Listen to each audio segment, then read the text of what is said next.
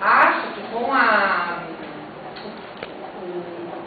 sistemático furo do bloqueio, e o furo do bloqueio ele também ocorreu muito por causa da queda do Muro de Berlim, por causa da queda do socialismo e por causa do fim da bipolarização.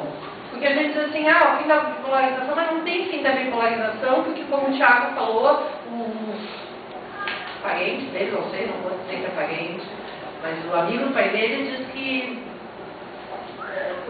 os comunistas são horríveis. Ainda tem gente que vai dizer isso. Só que amenizou muito esse processo. Eu acho que parte de ter amenizado favorece Cuba. Pode parecer que não favorece, mas eu acho que favorece, porque eu acho que furar o bloqueio por países como o Brasil, como o Uruguai, como a Argentina, como a Bolívia, como a Venezuela, as relações de Cuba com a Venezuela são muito próximas hoje.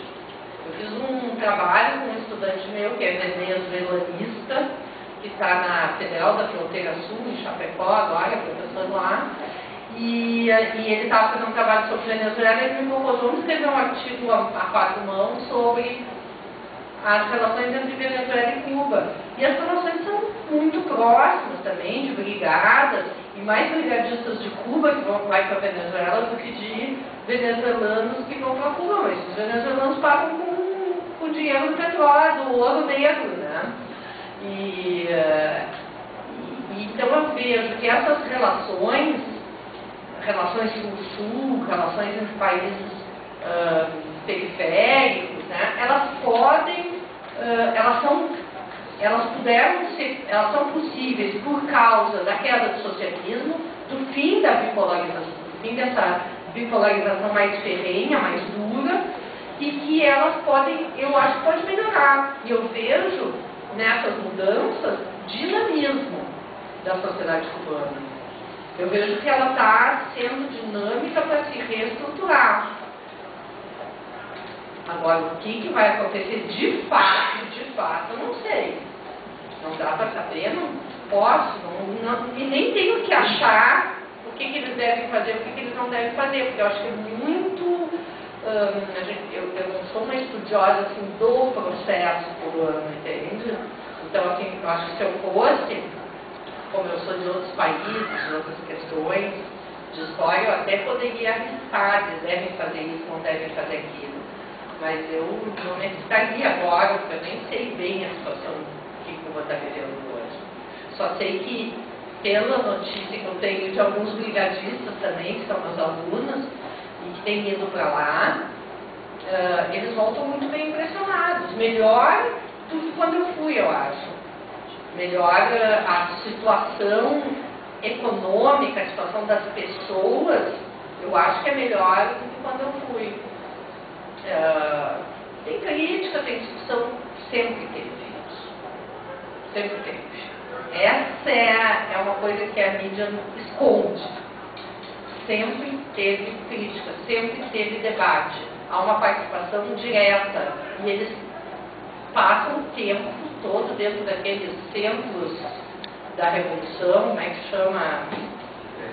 É o CDR, o Comitê de Defesa da Revolução. Eles passam o tempo inteiro dentro daquele CDR. Em 86 eu fui, 86 e 87, no verão, né, de 86, início de 87, eles passam o tempo inteiro discutindo dentro daquele CDR.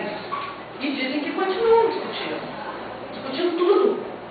Então eu acho que é um processo assim, e daí eu penso um pouquinho no nosso, desculpa fazer essa relação, mas penso um pouquinho no nosso orçamento participativo, que foi uma experiência efêmera, tudo, durou pouco, infelizmente, durou pouco não, 16 anos, né? Não, para nós 16 anos, foram 4 mandatos do PT na Prefeitura de Porto Alegre, que implantou o orçamento participativo, que é um procedimento, um sistema que é imitado, tentou ser imitado por vários lugares. Também ele recebeu distinção como sistema de participação política pela Unesco, pela mesma Unesco. Não é do site da CIA, eu acho que é do site da Unesco. Da CIA também fala. Também fala. Mas no site da Unesco, a Venezuela está conhecida vida também, está reconhecido já que acabou o analfabetismo, que zerou o analfabetismo por causa das brigadas que vieram de Cuba, né? Mesmo eles usaram o mesmo sistema, imitaram o sistema. E que eu estava falando, sim, isso também está no site da Unesco, né? Que o Orçamento Participativo de Porto Alegre, ele é um modelo a ser seguido.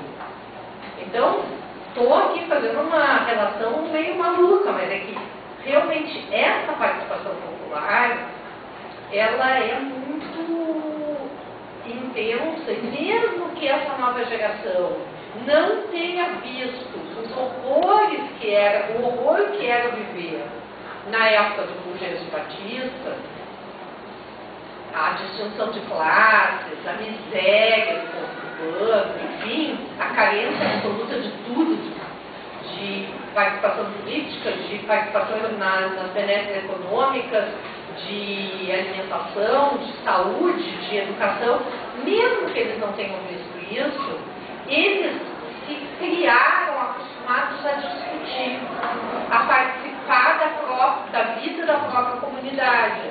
Então, isso eu acho que não, é muito difícil de alguém chegar lá e por decreto e por qualquer tipo de outra decisão terminar com isso.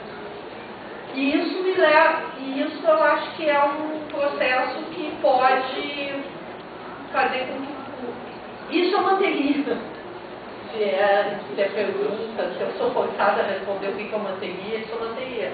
Eu acho que é por aí. Uma das coisa não manteria?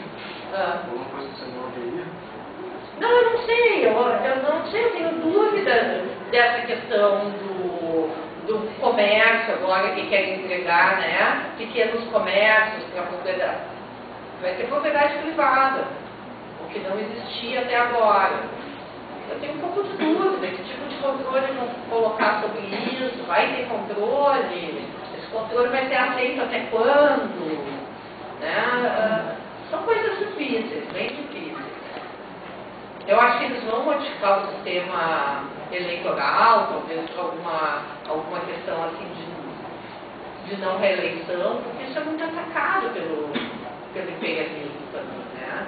E eu acho que tem que pensar nisso. Vamos dizer que se eu fosse irmã do Raul e do Fidel, eu recomendaria que eles pensassem nisso também.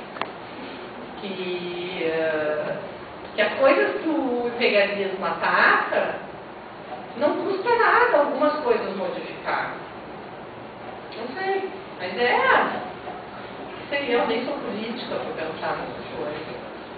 Está me fazendo falar coisas que, na verdade, não tenho certeza. Professora, só uma questão assim. Essa reestruturação econômica que está tendo agora em Cuba, ela começou em 2007, imagina, não terminou. Então está discutindo todo o processo há muito tempo, e é muito doloroso para eles saber tudo isso. Então, nos CDRs tem uma discussão bastante aprofundada e, de repente, vai ajudar no Congresso, no próximo Congresso que vai ter. É que agora as informações sobre Cuba nos chegam. Isso que tu falaste é muito. Era isso que eu estava tentando explicar. Que agora as informações sobre Cuba nos chegam com mais clareza. Até há pouco tempo não nos chegavam. Então a gente não sabia que desde os anos 60 eles discutem o tempo inteiro como continuar a revolução. Como continuar a revolução? Essa é a tua pergunta. Se é essa a tua pergunta, eles discutem desde que a revolução começou, desde o dia que começou até os dias de hoje. Eles vêm mudando desde então muita coisa, desde o dia que começou até os dias de hoje. E assim, pode ser que continue, pode ser que não. Bom, eu queria dizer duas coisas. Primeiro, o livro custa 40, custa R$15, quem quiser comprar. Em segundo lugar, eu queria lembrar que no dia 4 de abril começa as 7ª Jornadas Bolivarianas. E a abertura vai ser no dia 4 à noite. O tema é Imperialismo e Cultura na América Latina. Quem abre as jornadas é o vice-ministro cubano da Cultura. Vai estar aqui, obviamente, falando sobre imperialismo. Você eu queria presentear o professor, que eu sou aluno de história também, que eu vou